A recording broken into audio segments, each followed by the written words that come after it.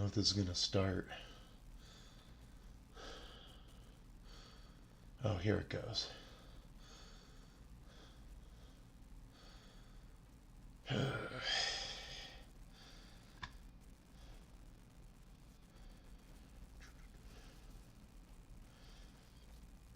Oh, God. I think we're live. I'm going to have to hurry up and sound check myself. Haven't been here for a while. On CrapTube, at least. I don't know. Frickin' A.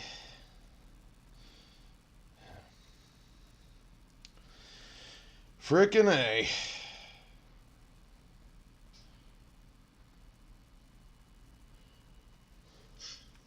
Haven't been here.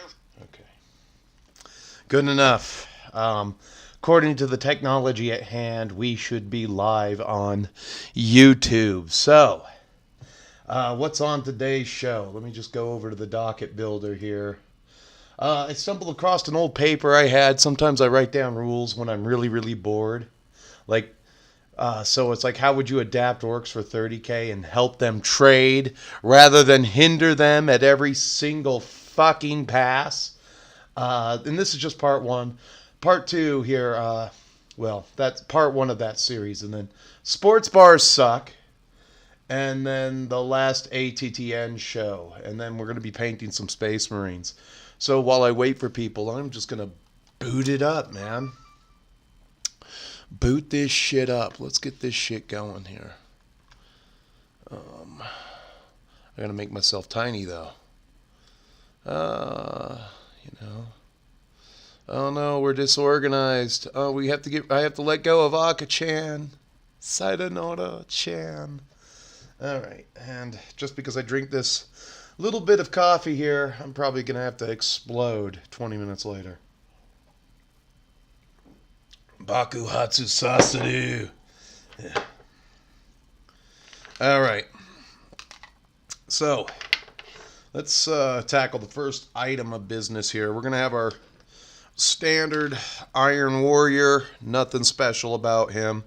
I decided to put hazard wobbles on the guns because I think that looks tough. And these are some of the masters that I'll be sending a commission painter down to a commission painter in Vegas. You know, I think if you show them what you want, you always get the desired result. And this is precisely what I want. I don't think it's overly complicated or anything like that, but yeah, this is one of the masters.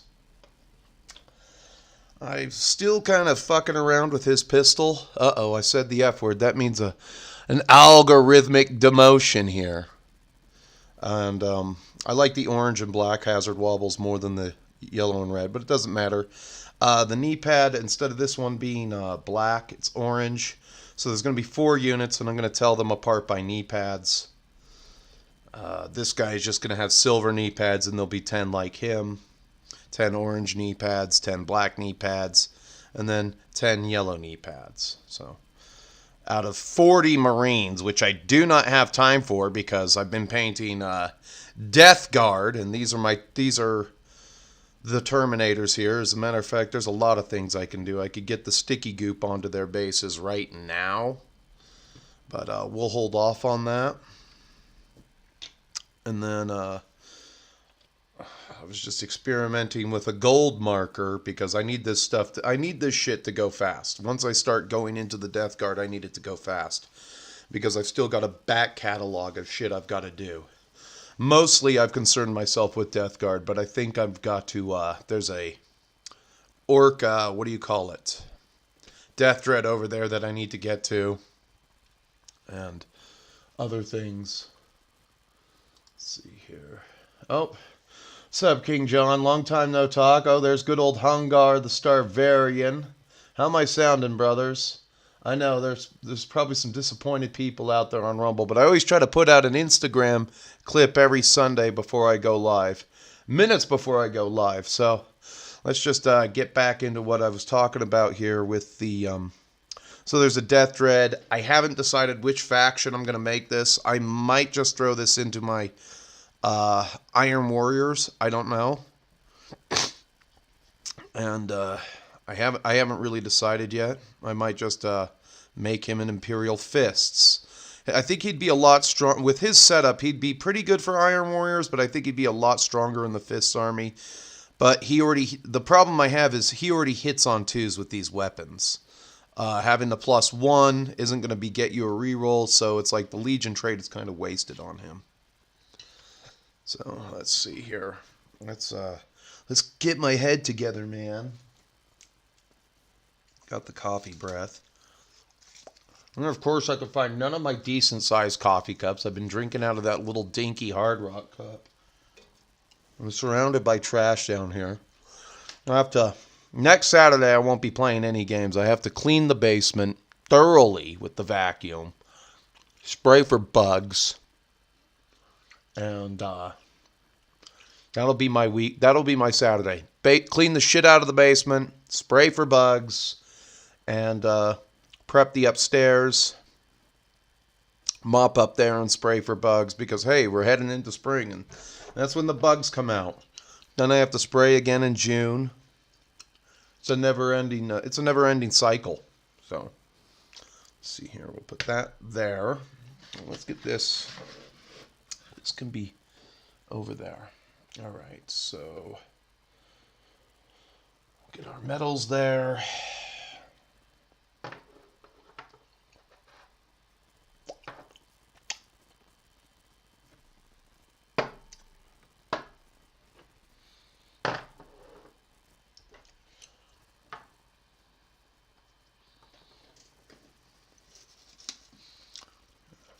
Got to keep the pending paints out. I know I'm going to need that, so we'll actually put that closer to there. Our blacks and our grays can go over here. Going to need that. We'll put our wash over there. Our brown. A tan goes with the browns. Well, yeah. We got our gold going with the metallics. Our whites, there, get this, that can be put over there. Okay, this can be put over there. Still going with metallics. Okay, I don't think I'm going to need that. I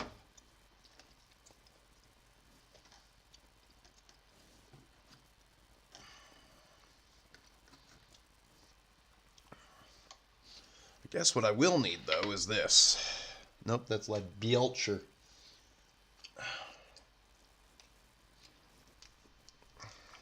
Now there's a Vallejo spray that you can use. As a matter of fact, let me get my Vallejo spray so I can refer to what I've done in the process here.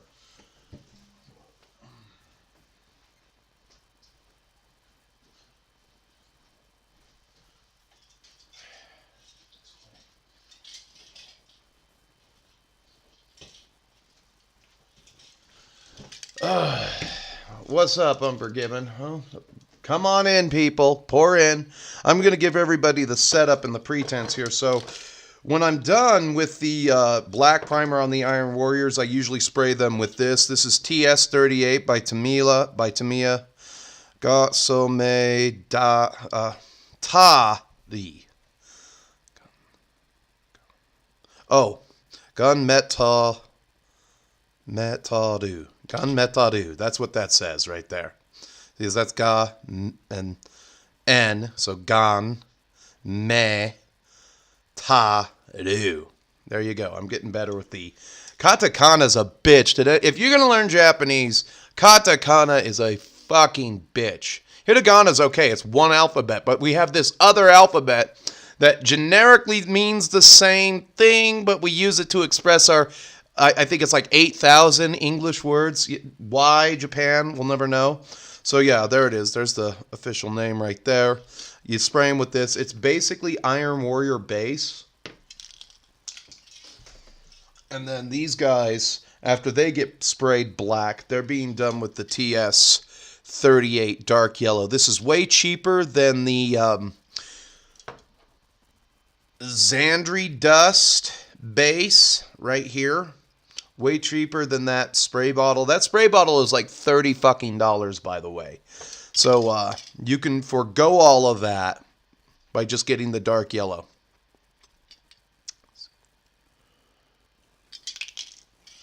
Okay. So those can be put over there. I've got way too much. Hold on. I think I had a little bit of a party down here last night with all the cans. Okay, so that can be got over there. So we're gonna have our two bases that we're gonna do, but I am gonna prep him, and this will be the last step, and then I guess we'll just go into today's first subject. What's up, Wraith? It's already the afternoon in the UK. That's gotta suck. They're already in Japan. I believe it's already Monday. Ah, shit. That's the one that almost makes me not want to go on my vacation this year. I'll tell you that much.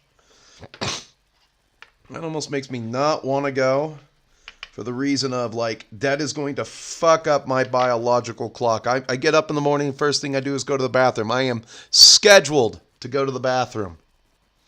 That's how you need to be. I come from that old school. I'll be like, boy, you better take your shits in the morning. Better take your shits in the morning. We got to get this all over him.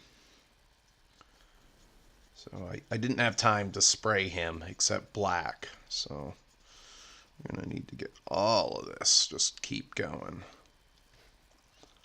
I mean, this is why I'm commissioning out the Iron Warriors. I could have done it to the Death Guard, but my autism really took over once I saw these Mark IIIs.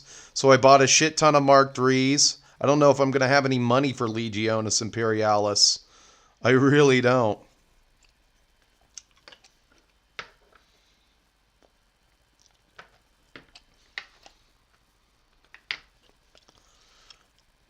Get in there. Really get in there. Oh, it's $150. Well, this was getting the Marines that I needed, because I haven't been painting that much, because for the last several nights I've been working Mark IIIs. I've been building the shit out of Mark III Space Marines, and that sucks in and of itself. I had to base the guys when I was done building them. I built... So the total count for Mark IIIs that I have built is 90. I built 30 for my Death Guard. They all look like this. They're all primed and ready to go. I built... I did build 10 Cataphracti, one of which is completely done. And then I built 90 Mark IIIs. Not to mention I had 10 Mark VIs left over, and they became my Iron Warrior heavy weapons team with the autocannons. So, yeah, I never should have started a third army for 30k. It's just that too many people play Imperial Fists, and my group always makes disparaging comments about how the Imperial Fists are homosexuals. It's disparaging an entire race of people.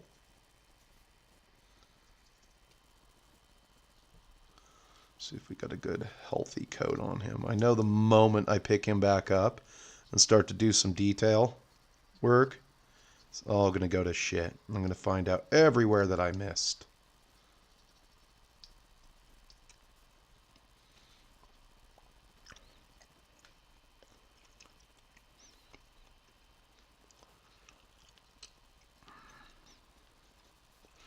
The other thing is, the worst part about building the Mark III is right where the sprue meets the, there's a little divot, a little notch for your arms, and the sprue meets that notch. So when you cut off from the sprue, that notch is sitting there with crap all over it, and you have to be very careful the way you file it and everything. The way you file the stupid thing so that you don't mess up your notches.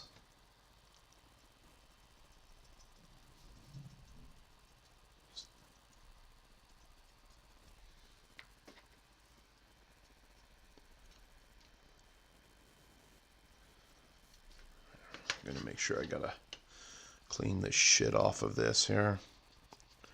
We're just gonna go to town.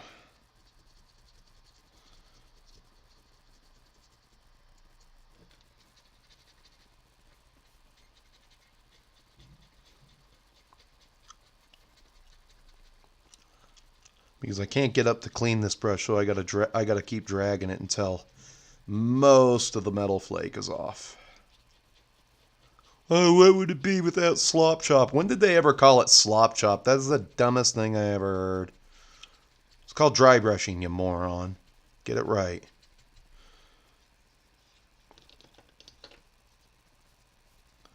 Oh, good. There's some spikes. You can just keep rubbing that off, so mostly clean. There we go. Get that can be put over there.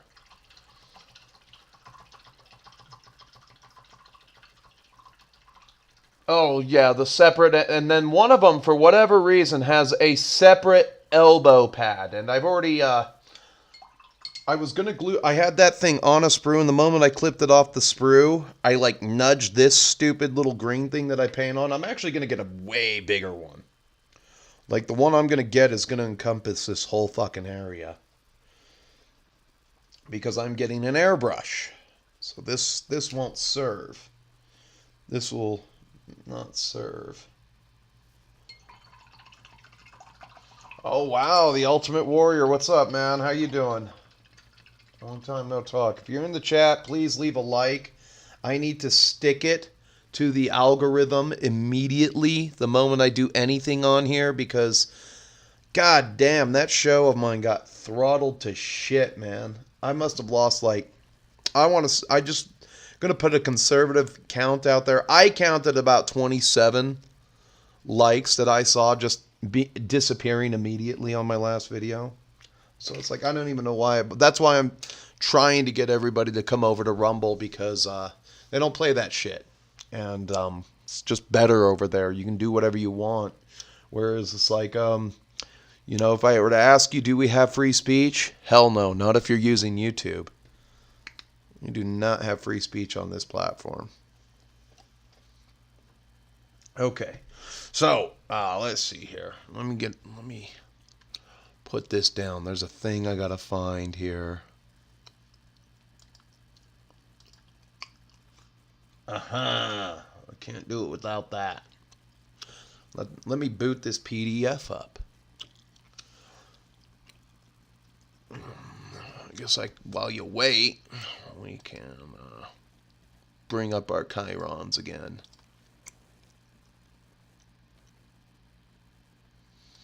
This has to be put over to there. And then, all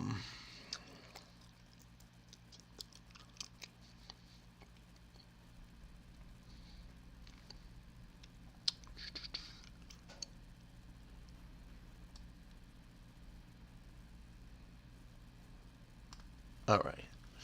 While I boot that up so I can turn this off here for a sec.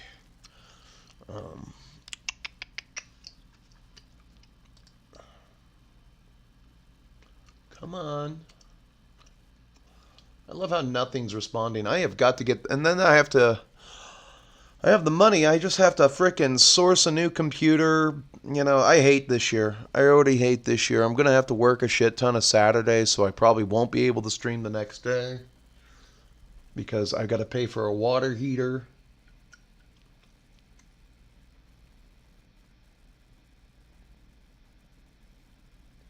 Why the fuck would I care if Acrobat was shut down? Fuck you, Adobe. Like, I'm not even, you have to sign in. It's like, besides PDF, what service do you provide again?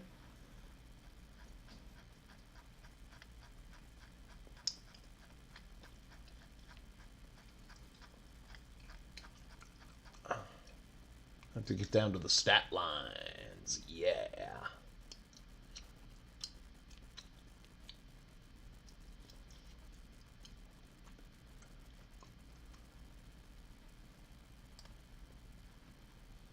Forces, we're getting close. Here we go. As a matter of fact, we got to get down to the... I guess we can sit there on this. We'll sit there on this. Okay. And then we'll come back into here. We'll go to display capture next. And then we can get rid of Aka.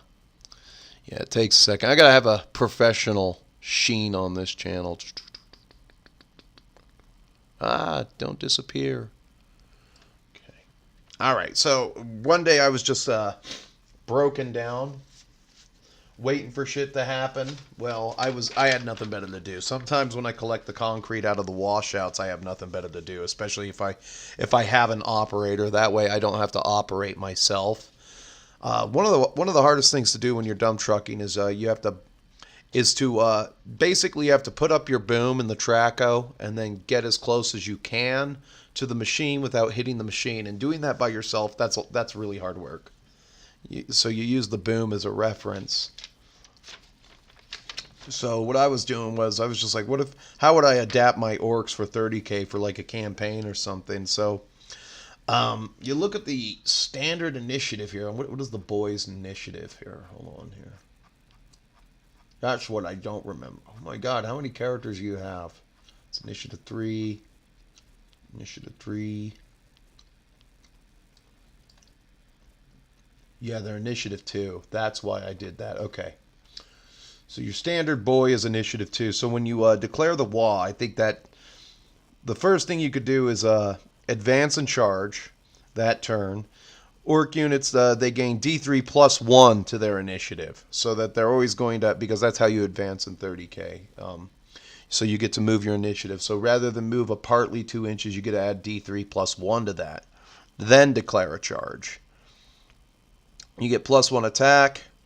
And you basically go to town with your choppas. Choppas give you plus 1 strength in the first round, so you'll be strength 5. And choppas have rending. And big choppas have rending 5+. So that they can actually just punch through armor and inflict this thing called casualties. Because let's face it, if you play enough 30K, you already know that your standard Marine is literally a walking guardsman in flak armor. That's the best way to describe him. You might as well be wearing a t-shirt and trying to come at you like a Zulu. Another rule I always thought that orcs always frickin' needed in any edition is a special rule that I call bound to hit something. Orcs always hit on a 5+, regardless of modifiers in close combat or in shooting. Both. So it's like because you're already ballistic skill 2. You're already ballistic skill shit. And so you have to make this work here. So you can never be modified up to a 6 on your ballistic skill. You can never need 7s to hit.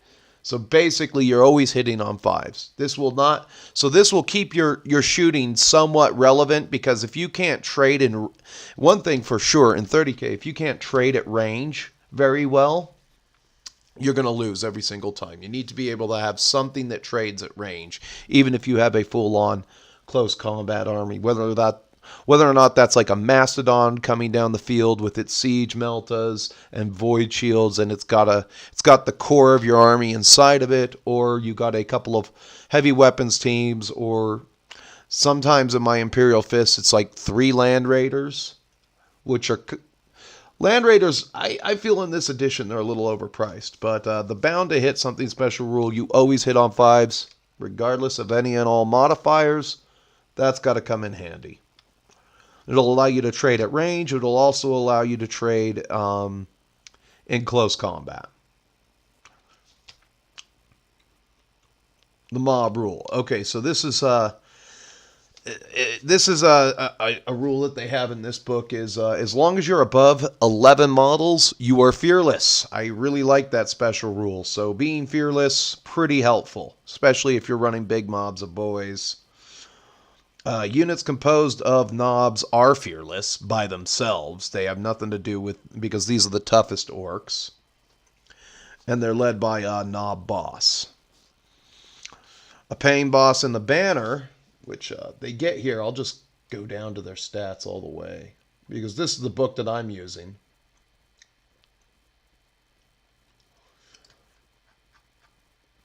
Let's go down further. Here. You have to change the stats for some things. HQs, elites. So you got your knob. I'll probably need my calculator for this.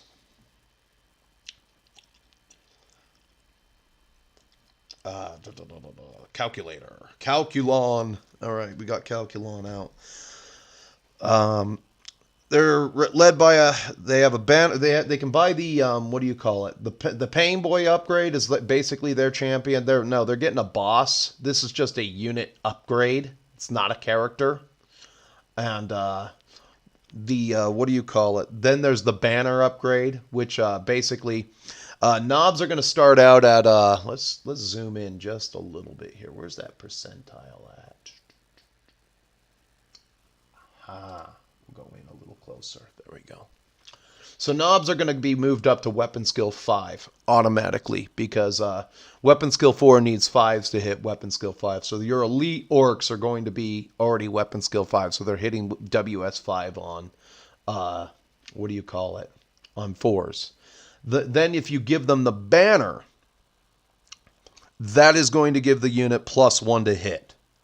So they're going to have a lot of power there. If any of them live or something like that, or if they do get into close combat, they're going to be hitting most Terminators on 3s. Some of them will have big choppas, which go to AP2, and then with the rending and everything like that. And then the boss of the knobs isn't going to be the Pain Boy. It's going to be an actual, just a straight up war boss, but it's not the head honcho. We're going to use this stat line for the knob boss. This is the character in all respects right here. So this is going to be the head honcho of the knobs. Just a slightly bigger orc, because I figured back then the orcs were bigger. And so the war boss would probably be the Gazcool Thraka model or something like that. Really big. Really, really big.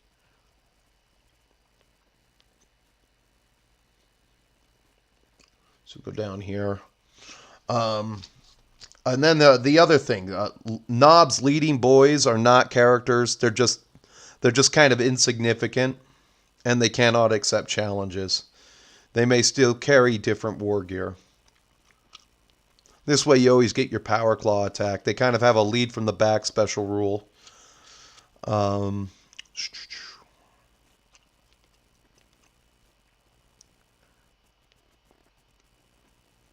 So even if you're relegate, the WA banner, like I said, already gives you +1 in CQC. I can't read some of my own chicken scratch here. Like I said, when you space out and you have nothing better to do, you just think of different things. And one of the things that brought this up was we adapted our own Hail Caesar game.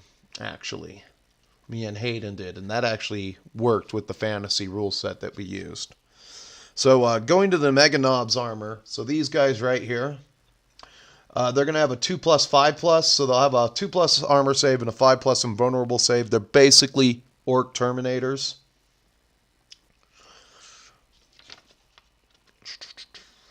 And you have to, I focus primarily on the elite units for the most part.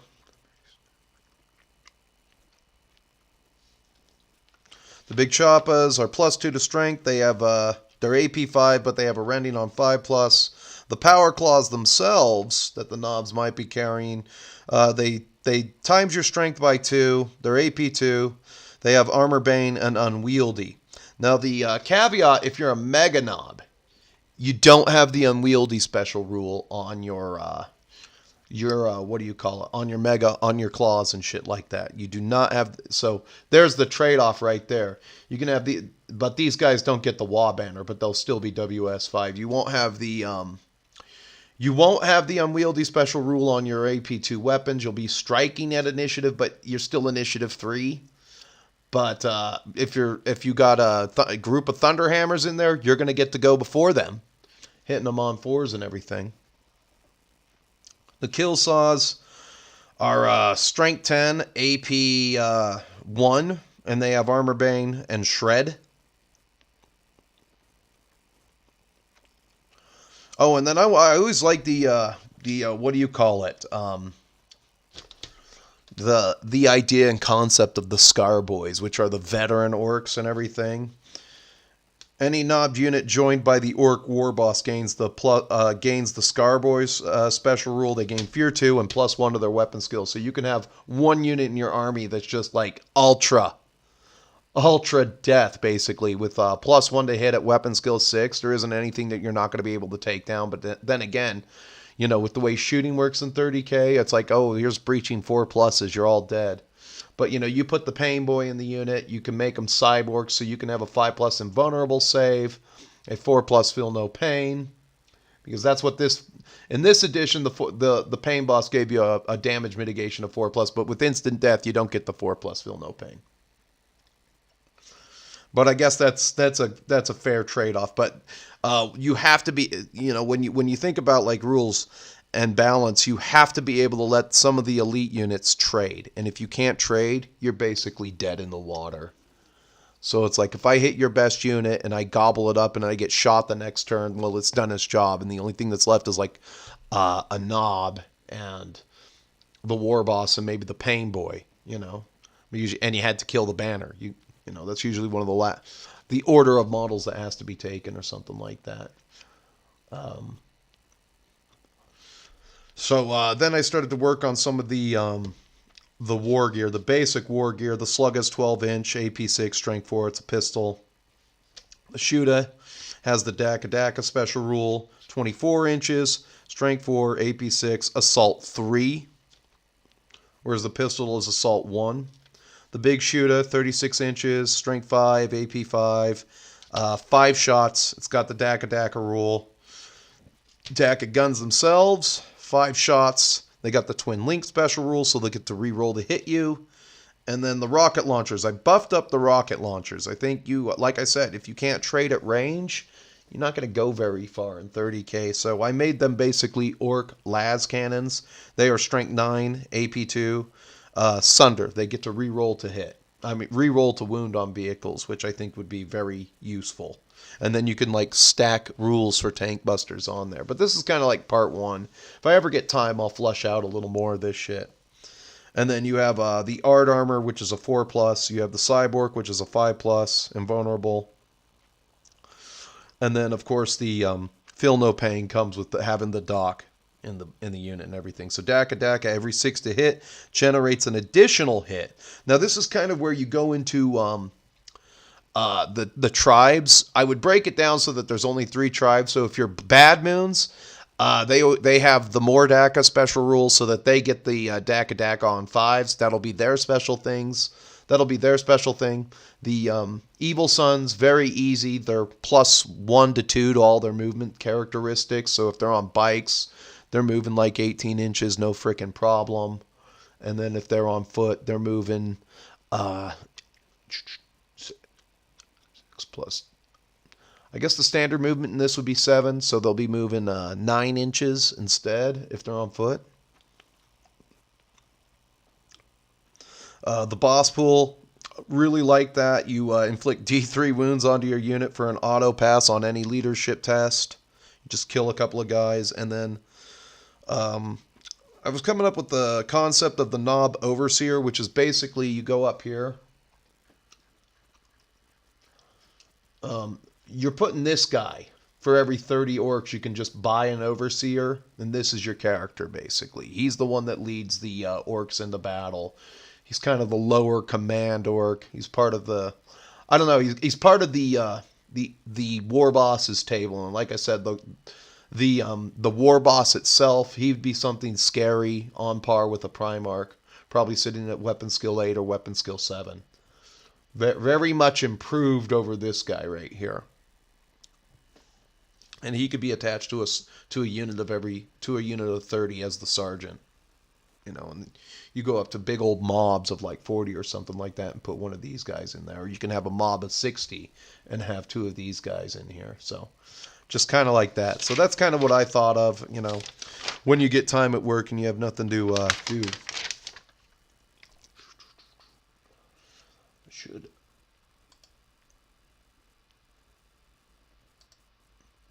go over here, see what people are saying. Oh, War Game 314, what's up? For bringing the freebooters in, so the flash gets would be the freebooters. They would I had a concept, but I don't remember it. I didn't have time to write it down. The flash kits would be just as mean and as heavy duty as the other knobs themselves. They'd have the 4+ armor save. You could probably buy a Pain Boy for them, but they wouldn't have Cyborg. They would be ballistic skill 4 instead of ballistic skill 5, but they still if they need a lower result to hit, they still hit on 5s regardless of all the modifiers. Because it's like I said, when night fighting kicks in, that really sucks. Like orcs couldn't inflict any damage if they can't hit you on a 5. So there's that. And then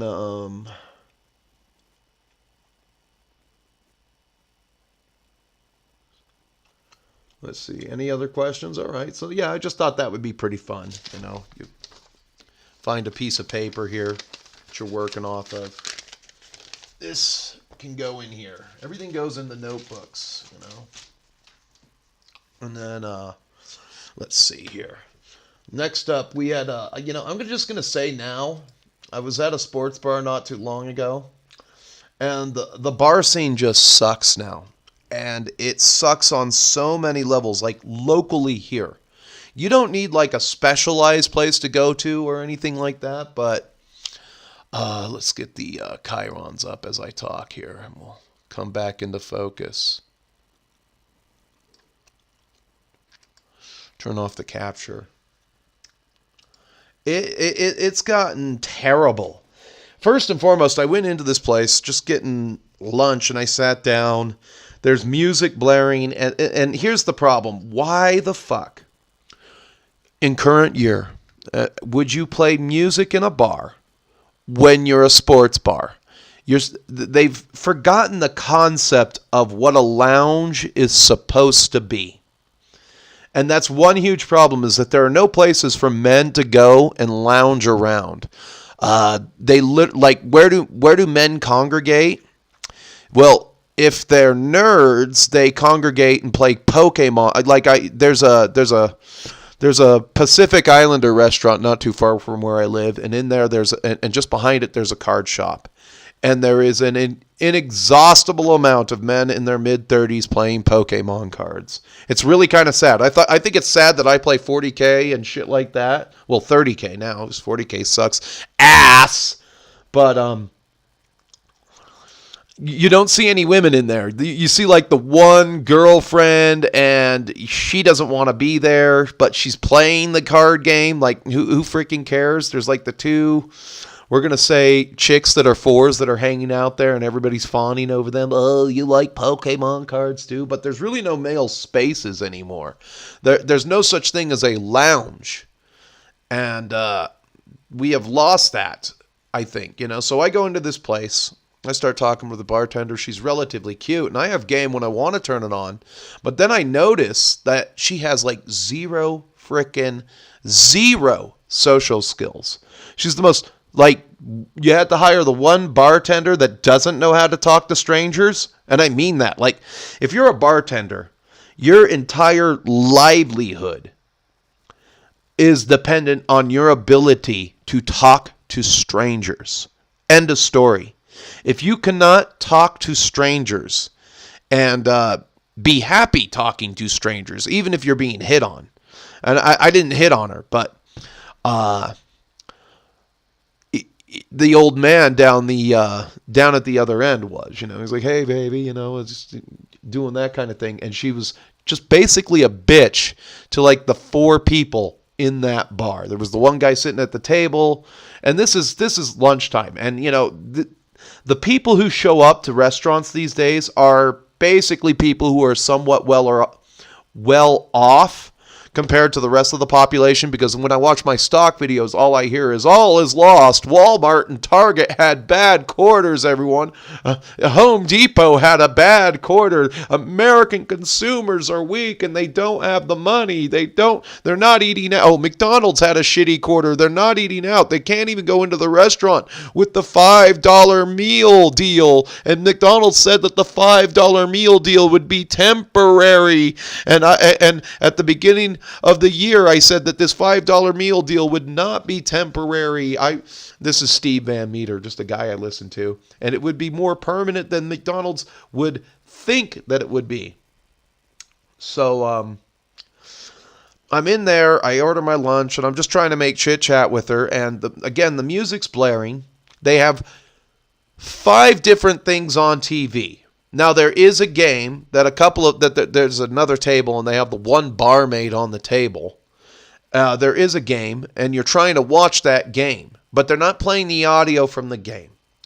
If you're going to have a sports bar, you need to get rid of the fucking music if you're showing games. End of story. Or you need to keep the music at a low enough volume so that if I talk like this, if I'm just sitting here and let's say you're there, the bartender is there, she should be able to hear me at all times, respond, and be happy to respond. And this the sense of entitlement that you get from some of these girls is just off the fucking hook. So it's like, okay, I buy a bottle of beer and I leave you $1 tip.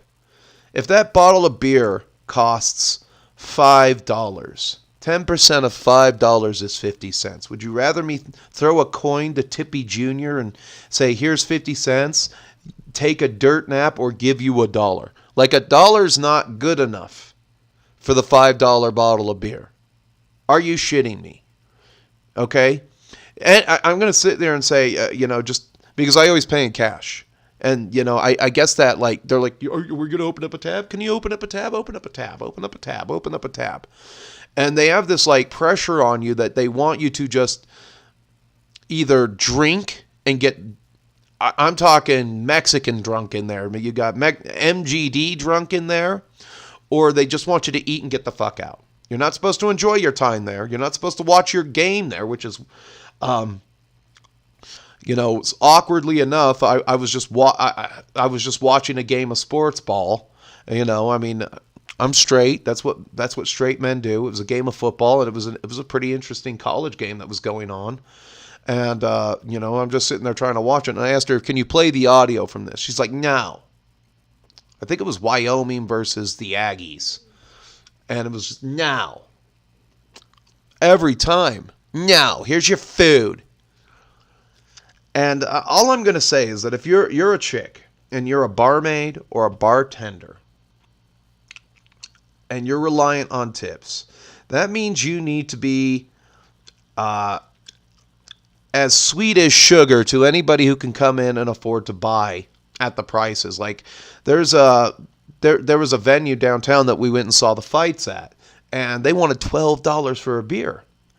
And I noticed they weren't getting much business in between. Nobody was buying that. Nobody was going up. Their tip jars were empty. The girls were sitting there like getting antsy. They're like, "Come on, somebody buy a beer and throw a coin to Tippy Jr."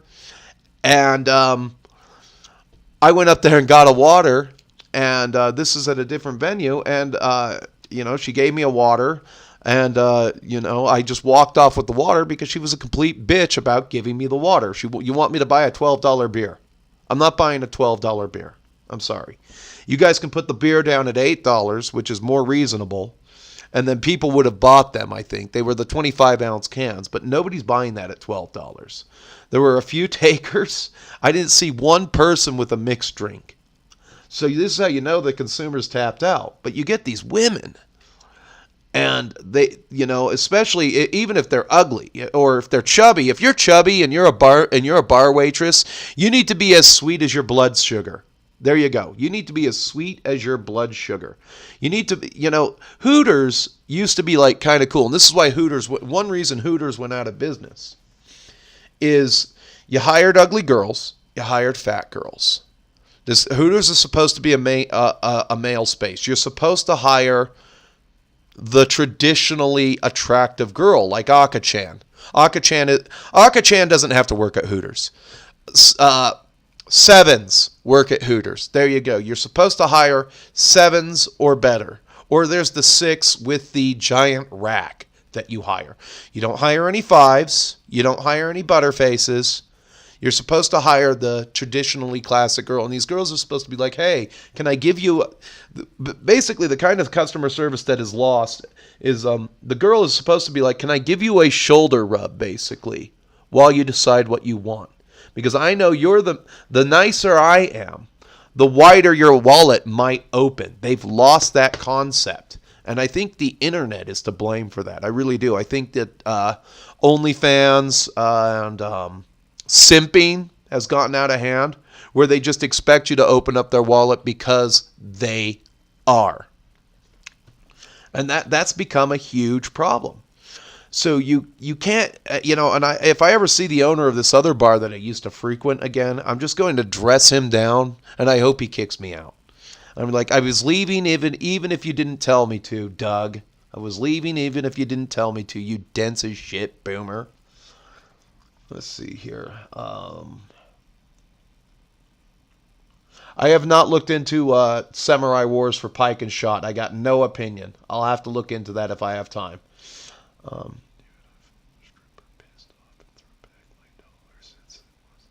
Oh yeah, if you live where you live, I think you're in Chicago. Yeah, you have to tip 5 and over. Yeah, they'll throw the dollar back in your face. In Oregon, they tip in $2 bills. $2 bills are a thing in Oregon.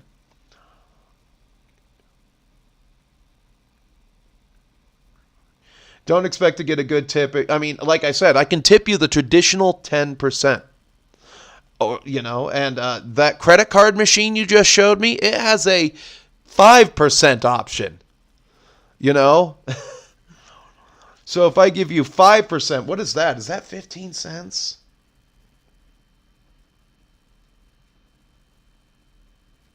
Oh, that's 25 cents. Okay. I was off. Yeah, I can give you here. So if I buy that $5 beer and I was like, here's your quarter tip, bitch. There you go. Thank you. Thank you so much. I just gave, and that's what that thing is on the credit card. There's 5, 10, and 15, 20 at some places. And I think of that Simpsons. Every now and then they'll have a funny bit. They haven't been funny in a long time. Where Homer takes his, I think he goes to some kind of convention with Lisa, and he dies by death of 1,000 tips. And he's leaving 5% tips every single place he goes.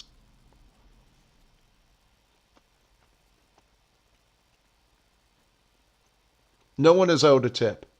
And I'm about to start just leaving the bare minimum tip because, these girls feel like they're entitled to your money, whether or not they know you. And they also, like, it was just this one place in particular. Some places vary. You'll get a dude who knows what he's doing, and he can actually socialize with strangers. If you're a chick and you're working at any bar, expect to get hit on. I don't care.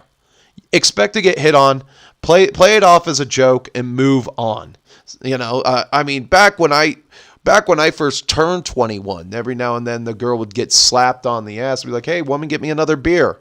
You're supposed to giggle and get the guy another beer. If you giggle and get the guy another beer and show that you're just somewhat game for that kind of behavior, that wallet will probably open and he'll become he'll become your Barney Gumbo. That's what you want. You want your Barney Gumbo. Now Barney Gumbo doesn't even want to go to the bar anymore because it sucks so bad.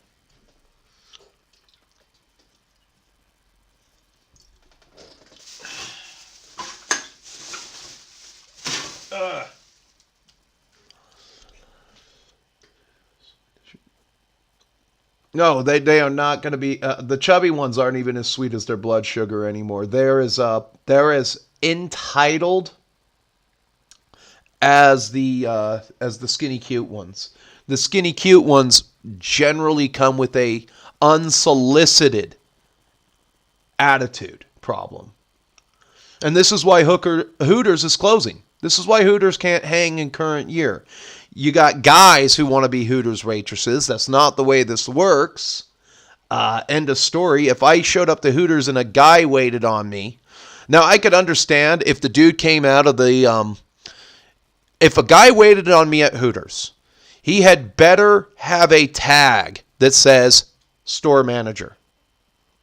And and that guy's going to come out. And this is how you have to handle this. If a guy waits on you at Hooters, it had better be the assistant manager or the store manager, okay? Because the shift leader undoubtedly needs to be a girl. It doesn't matter who's cooking in back. But if a guy waits on me at Hooters, he had better have that tag He better come out with a 15% off your next anything purchase with a sincere apology. I'm very sorry. I'm handling this section. We had a girl go take ill or leave with some kind of an emergency, and we're a little bit short-staffed until 3 p.m. So I'm very sorry. I'll be your waiter today. There's nothing I can do. That's acceptable. But I don't want some dude with short shorts and a low-cut tank top coming out and waiting on my table. I also don't want Dank DeMose waiting on my goddamn table. Nobody wants that. Nobody wants to see that. Again, a woman who you got women. Your average black woman in America weighs 187 pounds. Your average white girl these days, and and this is just Google. You just Google this. I'm surprised that Google hasn't taken this down. They've normalized women weighing as much as men. Your average girl, 5'4" in America, 165 pounds. That's almost as much as a man. I weigh 193 pounds. That's almost as much as me. And that's not in a good way. I could understand a woman well over 7 feet with somewhat of a muscular build, maybe weighing in that neighborhood. But a while back on a different stream, we were going through some of those Olympic high jumpers. And these are big girls. These are the giantess class girls. And these are as athletic and muscular as you can get as Olympic athletes. And they were pushing nowhere near that weight. They were pushing nowhere near that weight.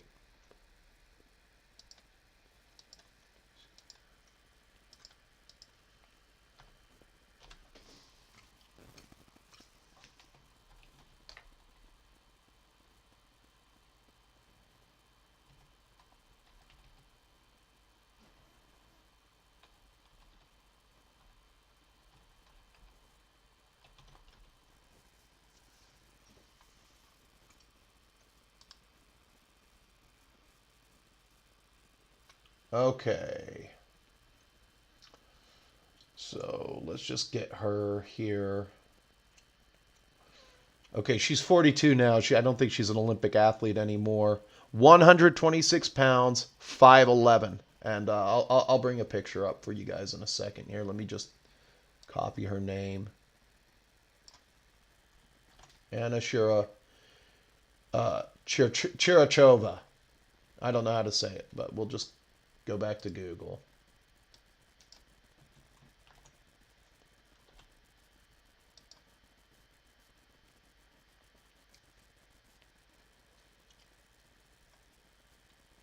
Let's find a good one of her.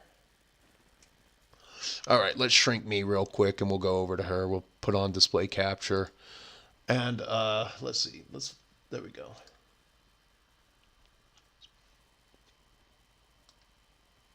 I'll move over here.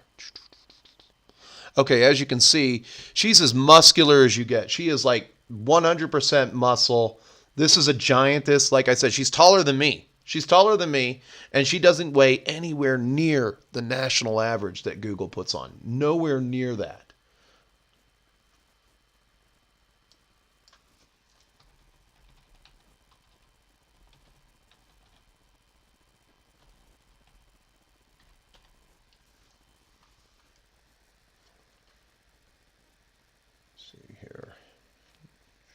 Like I said, you're pushing giantess territory, and you're not getting in better shape than this. This is I mean, just being in this kind of shape, like muscle does weigh more than fat, so they say, but you're not. You know, these girls are giants as far as like girls go. You know, they're all starting at 5'8" and going up to like 6'1", and none of them weigh anywhere near that. So you're gonna have to find the one awkward one that might weigh 165 pounds at 7 feet tall. You know, so there's that. I'm just bringing up that point now. Let's see here. Let's just see what we get with this.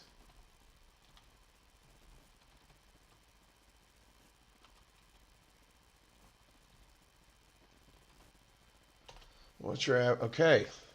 So when I go to Hooters,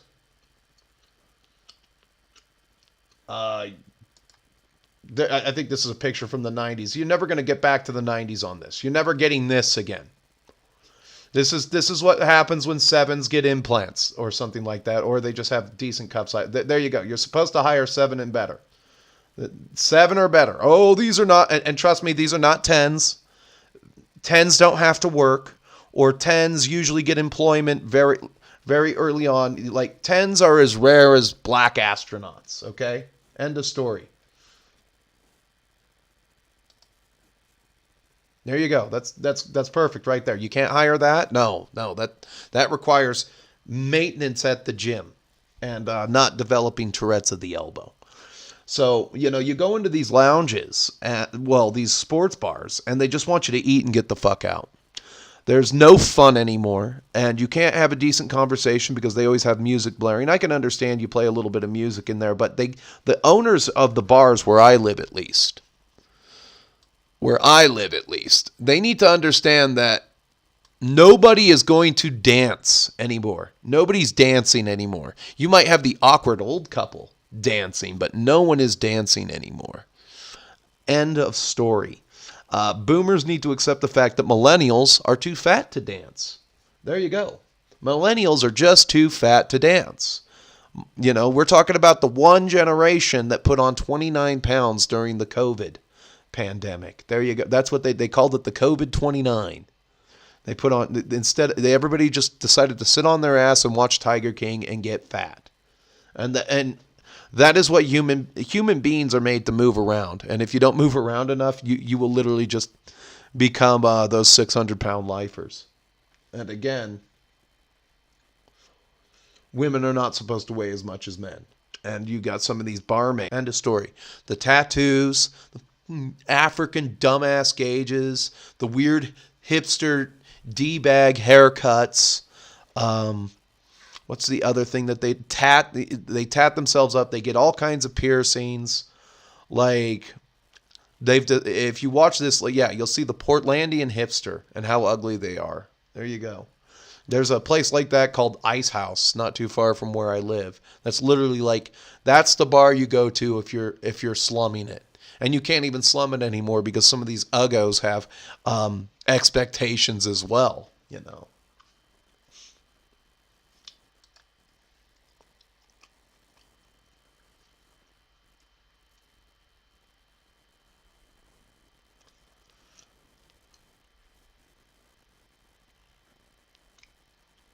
Before they be fat at 140. Yeah, you're 20 pounds overweight. I am not going to move to Thailand because there's nothing to do in Thailand except for kickbox and be hot. So what job could I do in Thailand? That's the big thing there. There isn't besides digging holes, I don't know of a job that I can do in Thailand. The one problem is that I make decent money at my job and all I have to do is show up. That's all I have to do. That's all that's expected of me because of my level and stuff.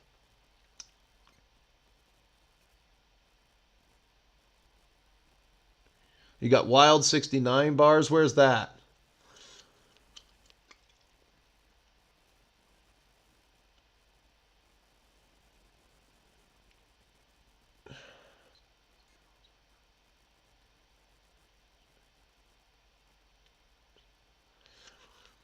Look, even if you're a female power lifter, still it's not a good look. It's not a good look.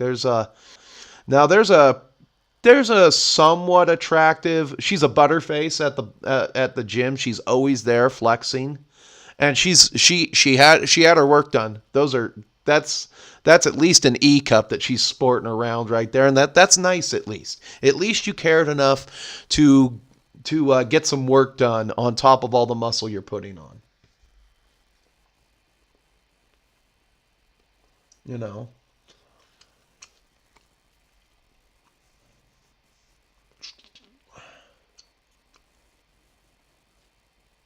Well, you're about to enter the what do you call it? Painting session here. If you're in the chat, don't forget to leave a like for Tippy Jr. and everything. But so if I mean, I wouldn't want to be in the bar restaurant, but what I would tell the owner of this one particular place is, again, it's no longer a nightclub scene. You might as well put in at least two pinball, put in a Simpsons pinball machine, put in a Teenage Mutant Ninja Turtles, put in a Street Fighter 2. If there was something to do other than billiards and the stupid dart game, if there was just something to do there, and we got the inclination that you wanted us around, we would stay and spend money in your establishment.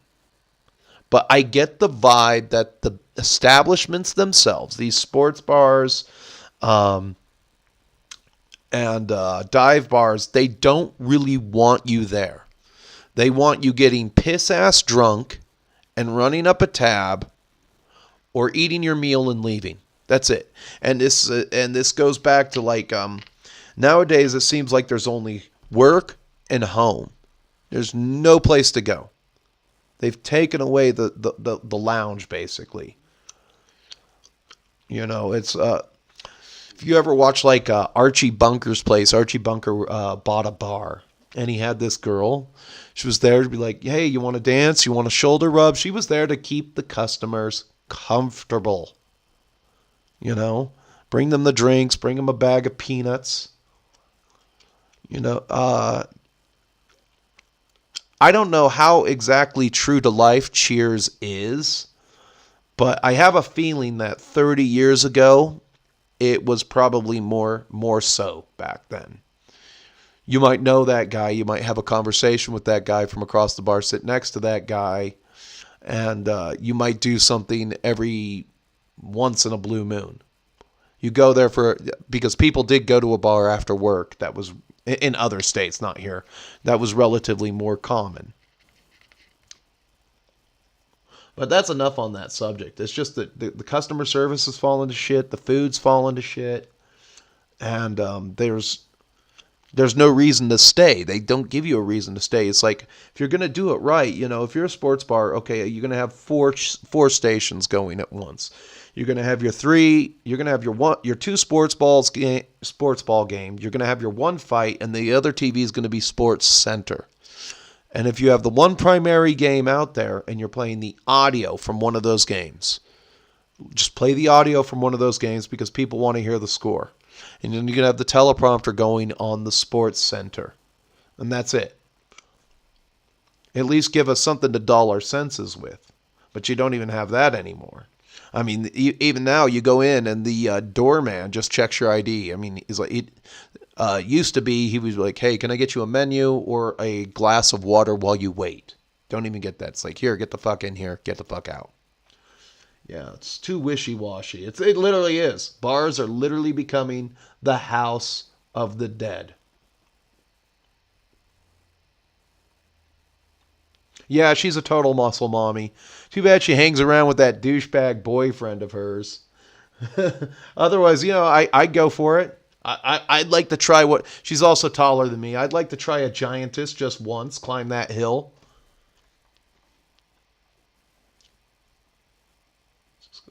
Anyway, the last topic, but while I keep it short and sweet and everything, as we head into the hour here, is put out the last HD show. Algorithmically, I got killed. So anything you guys can do to go into your cell phones, click the share button, throw it around on Instagram, leave a like, a comment.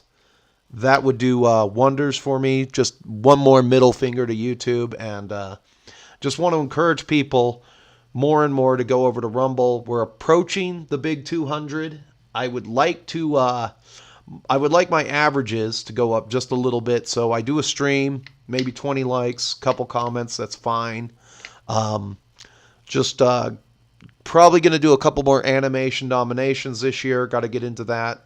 But as far as like streaming on YouTube or putting the content on YouTube, unless it's a different kind of show other than a dressing down of a Canadian dickwad, Even the battle reports that I've done, no more than 30. Like they're throttling everything. Like that dungeon master guy said, they're gonna start to kill all the what do you call it, channels, all of the mid tier channels. So it's like if you're not up into I know I'll never get to that range, but if you're not past the 5,000 subs threshold, they're gonna start to kill you anyway. YouTube doesn't need you. They don't want to store for you. And if you're not partnered, that's even worse. But it's like again, YouTube ads are unbearable, even more so now. And so, just want to give the final FU to the algorithm there. See what you guys can do, and we'll get into some paint.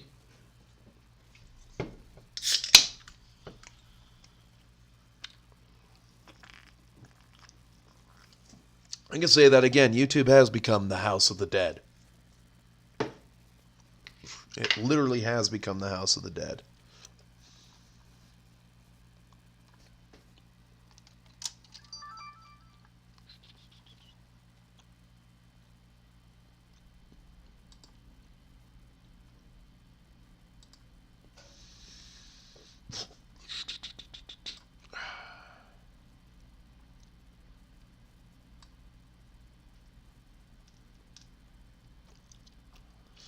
So I promised some Death Guard painting tips. One thing I am going to do, so I'm going to get this brush out real quick.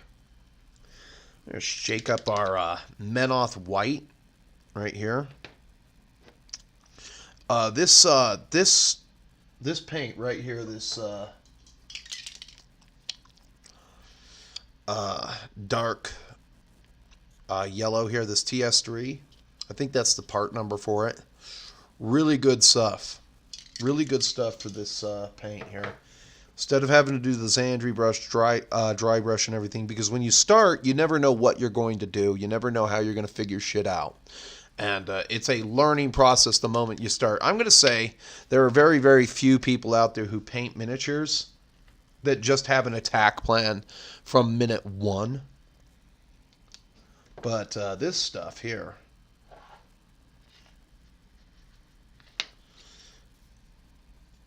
really likes this color. I mean, it's just going on smooth. Really likes this color.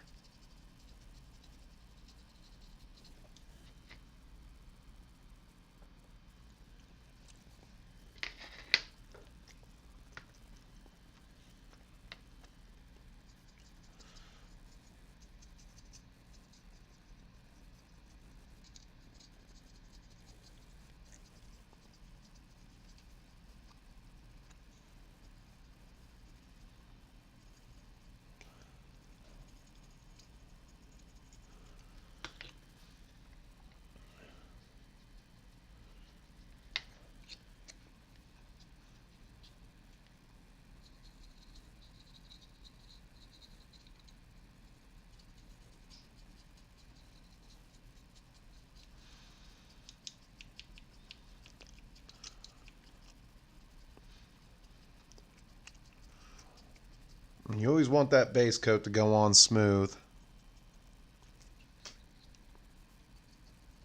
I'm also going to be getting an airbrush. I need my taxes to come back sooner rather than later.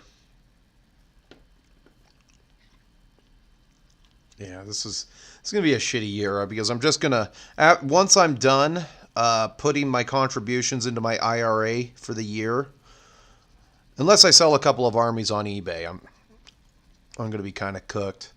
Once I'm done making those contributions, I'm just going to break even because if I have to buy the water. I always wait until spring until you actually have decent to do any kind of housework where you have to have the door open. Yeah, always wait until you have a better climate. I think that we had that one off-putting cold snap, and that's one of the reasons why everything's kind of just like low pressure in my house. I'm not having a decent, or it might be my clogged up shower head. I don't know.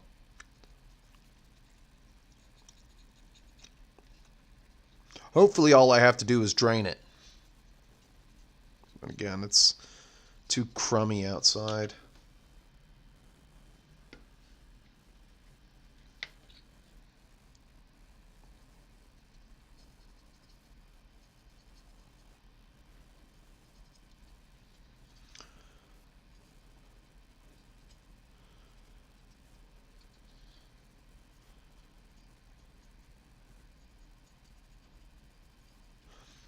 One thing I hate about these models, these cataphracti, is their shoulder pads. I don't know why they have to have two shoulder pad pieces. It's annoying.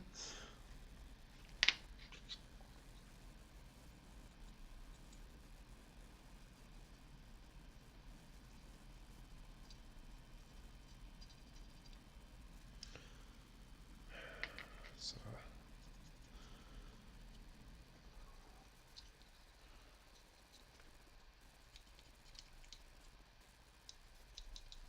there we go. Take this little homeboy here. Just make sure we get all that off. Because again, I can't...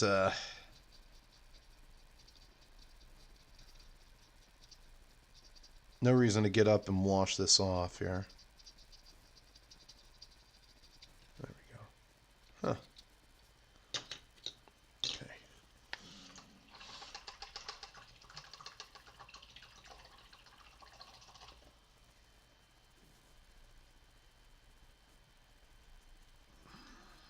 Today, figured we'll focus on this old homeboy. So the first thing we're going to do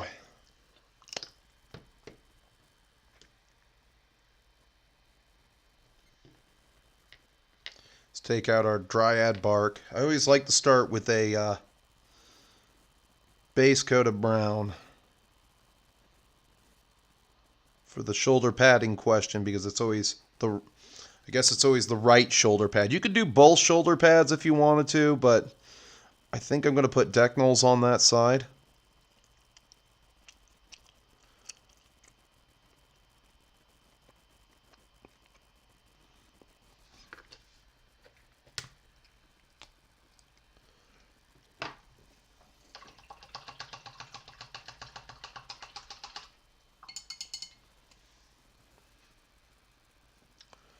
Then, let's see here.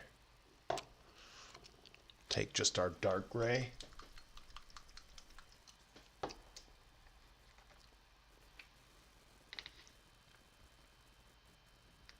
That's enough. Put that on before it explodes. It always just explodes out. This is for the gun and the other shoulder pad.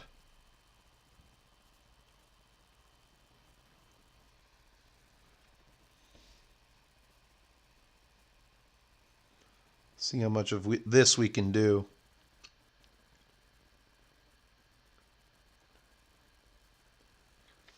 God damn it.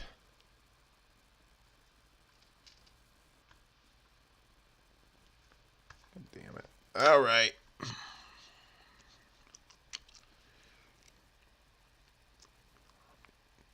We're good. I don't know what happened. I'm at a low CPU usage and I got a good frame rate. Everything's in the 10,000s area and everything's in the green, so I don't know what could be going on.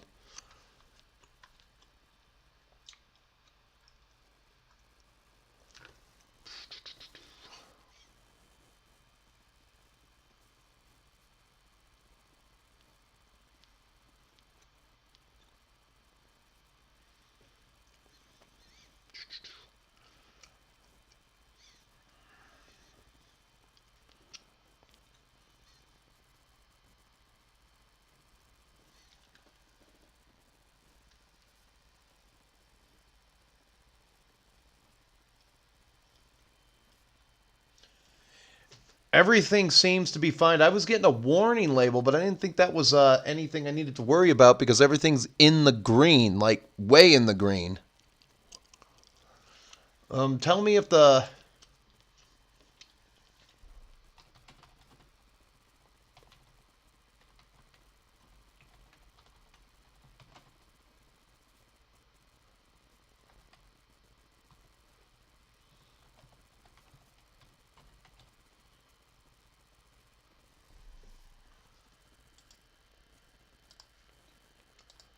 All right. If the problem continues, just send me an Instagram. We'll go for a few more minutes and see what comes of this.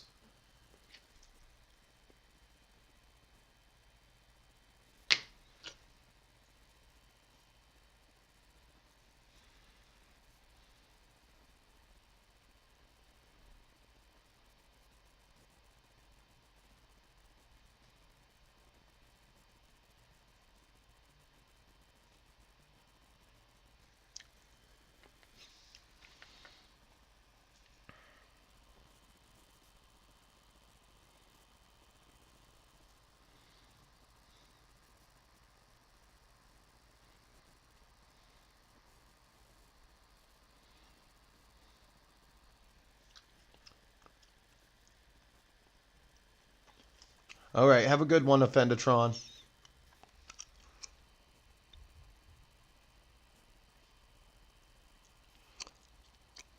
I mean, at least we got an hour and 15. Okay. And that should be all that I need for what I'm about to do. So we're going to focus on the gun. That's what we're going to do. We're just going to make sure we get a healthy layer of the black-gray on there.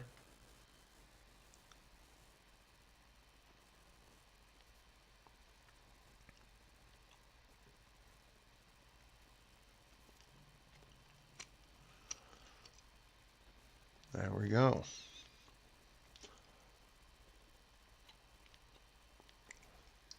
And we'll make him a black knee patter.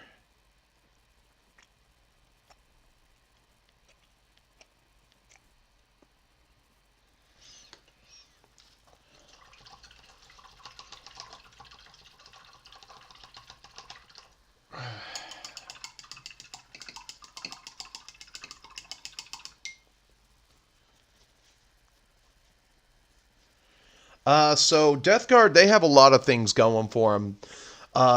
They've got their Legion trait is really awesome. So they count as always staying stationary in terms of shooting purposes. So they're the one faction that can walk around with heavy weapons and shoot at you. That's really huge, especially seeing as how some of the heavy weapon teams in 30K are absolutely really good.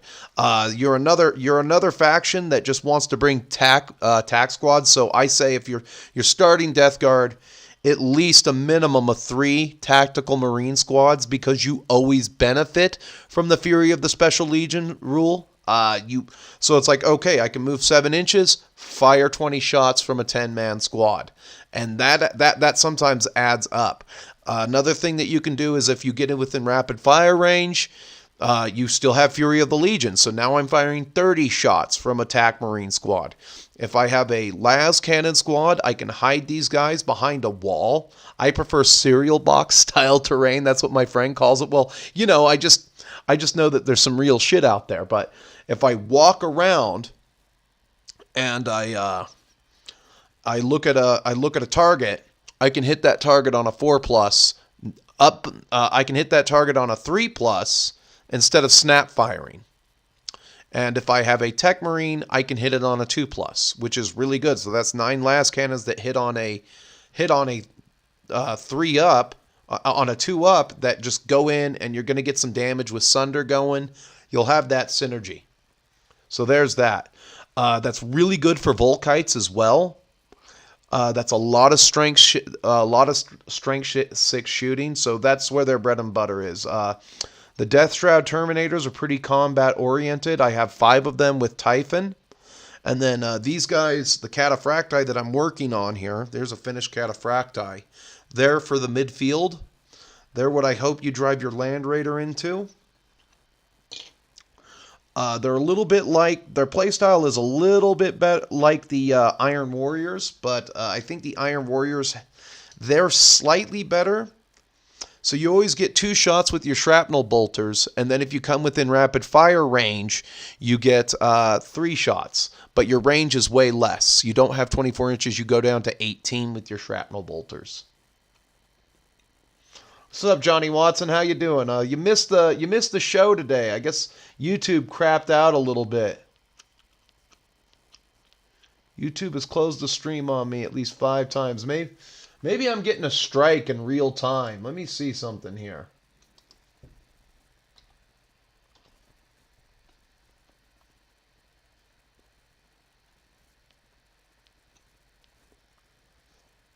And this is another reason to go over to Rumble, gentlemen.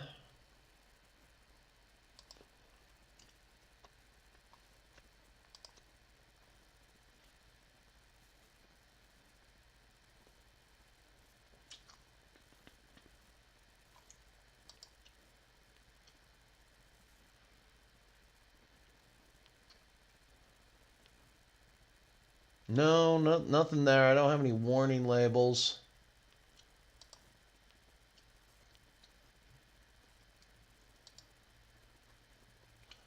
Oh. Yeah, I have to appeal. You know what's funny is I got a strike in December 2023, and for playing the Alex Jones video game live on stream. Yeah, yeah, fuck you, pussy willow. Anyway, let's get back to the task at hand here. So we're gonna work on the gun hazard wobbles, and that's how we're gonna try to end this video. So this isn't really that hard, but again, I think I'm having a little trouble making the pistol look right. But let's go for it. We're gonna take out our Averland. Averland usually works really good when you let's see here. How do I want to do this? Where do I want them to be? That's the hard part, is where do you want them to be?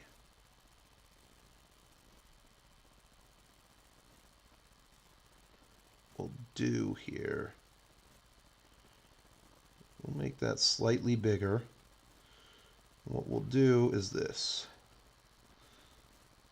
Paint this yellow line here first.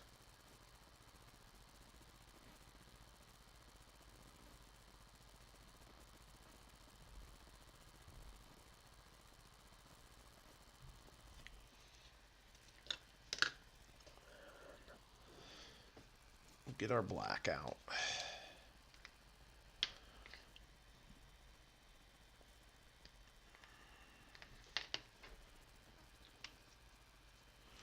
Switch brushes.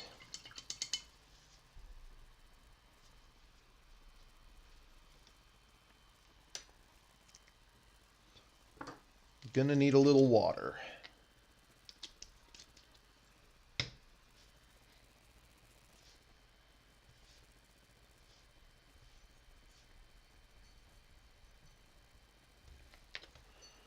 Okay.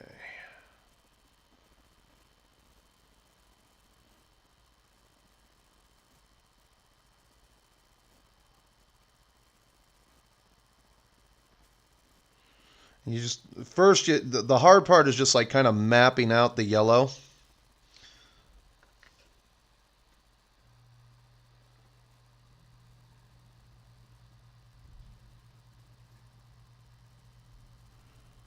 Put that right there.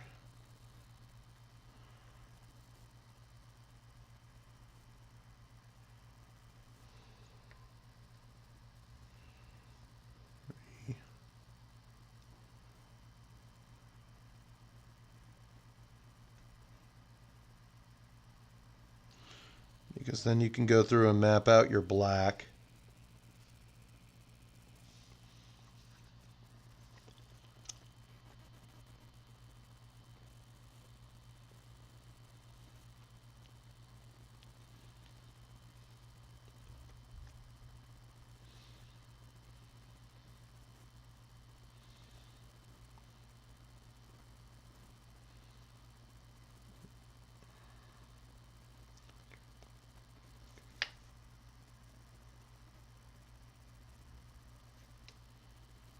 That can stay black, and then we can, all right.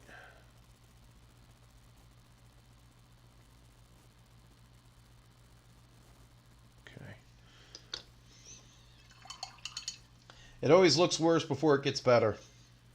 That's why we use the air color, so that it stays somewhat wet.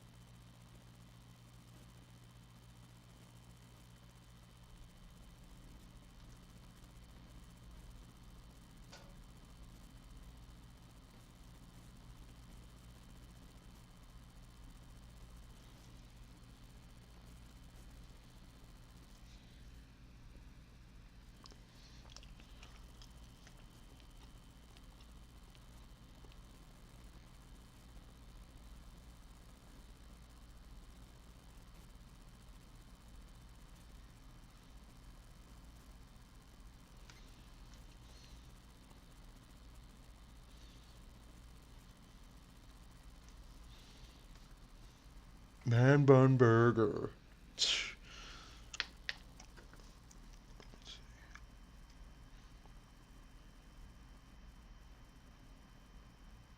Okay, let's see here. There's actually a real painter watching me right now. Johnny Watson might be screaming at the top of his lungs about how I'm doing this. He's got that freehand game down tight. He unlike me can actually orange yellow if he's still watching.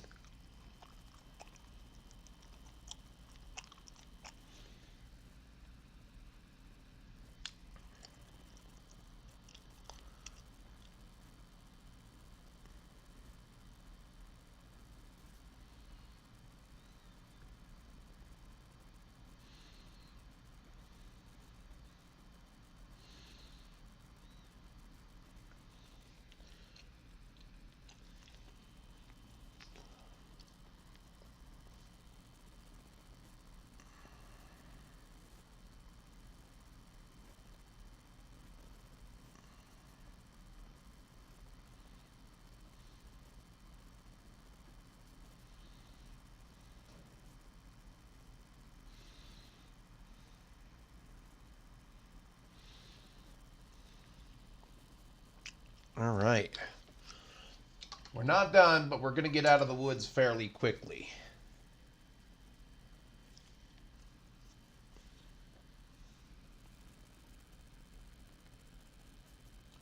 Let some of that paint dry, and then we'll work our magic. Let's start with the shoulder pads next here.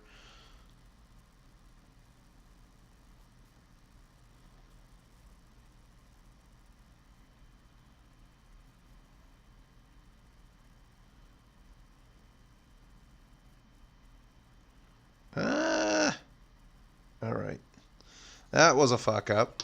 That's okay. You get your brown and you fix it. Oh,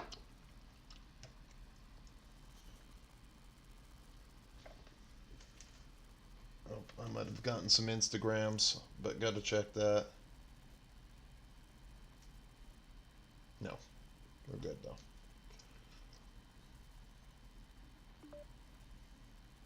Yeah, I need it to vibrate at least.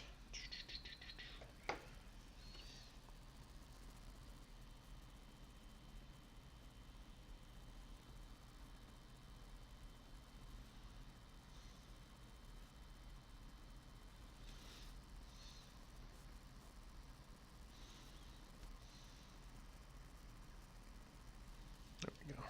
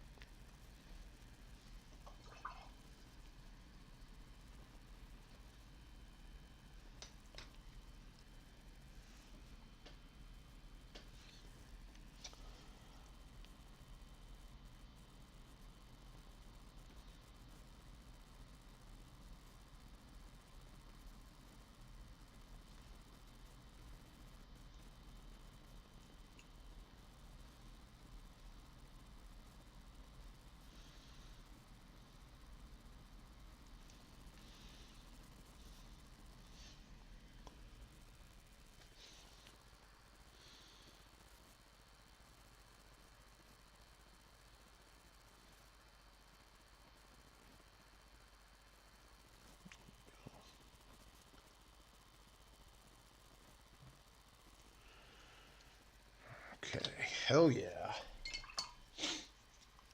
All right. So now we can work our magic in a different way. Which I really like this. We get our steel marker out.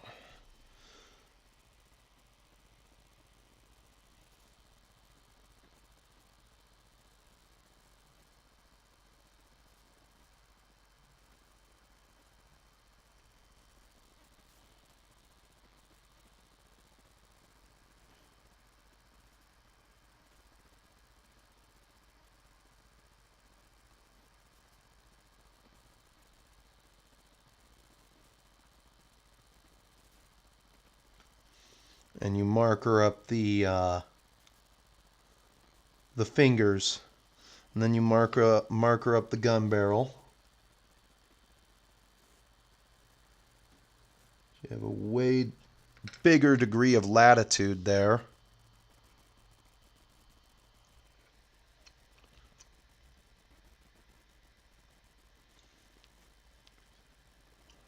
Primary color is silver. They will always be second place. Here it comes, yeah. They will always be second place. Well, what about Iron Hands? I guess they're black.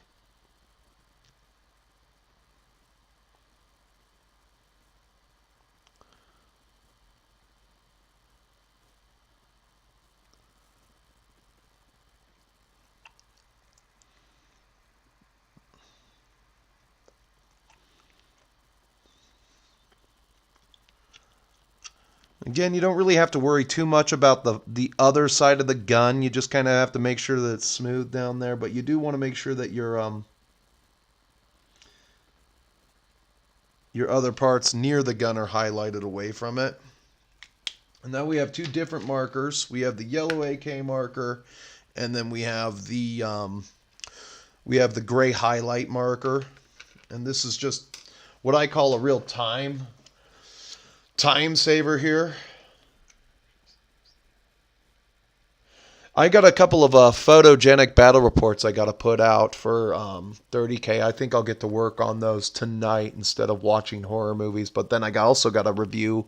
Somebody paid me to review The Evil Dead, so I've got to get to that within the next few days. I've got to start writing that. The problem I have with the review isn't that I'm doing the review. It's just that what do I say about The Evil Dead that hasn't already been said a million times over? So I got to kind of find something new to talk about. Just hyper-specific folk songs.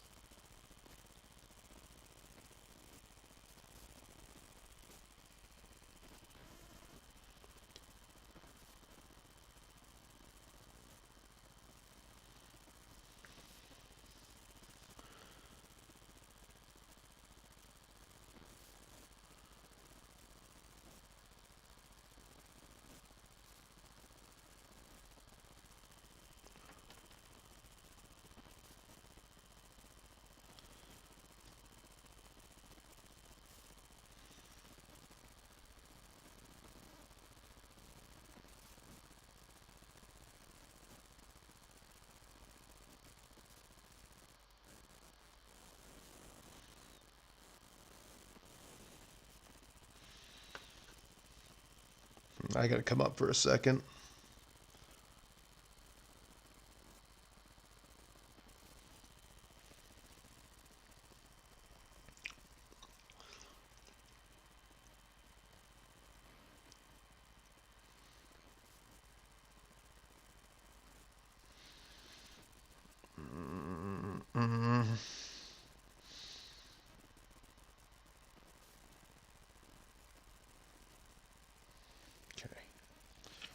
Notice how I got kind of like right in there. I can fix that real quick with some black.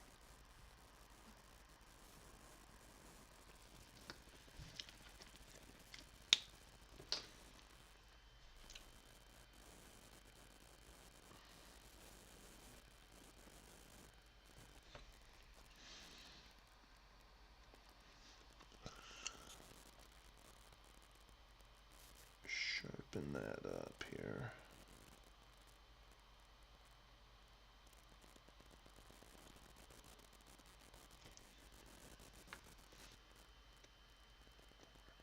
Okay, so it tells me my stream status is poor.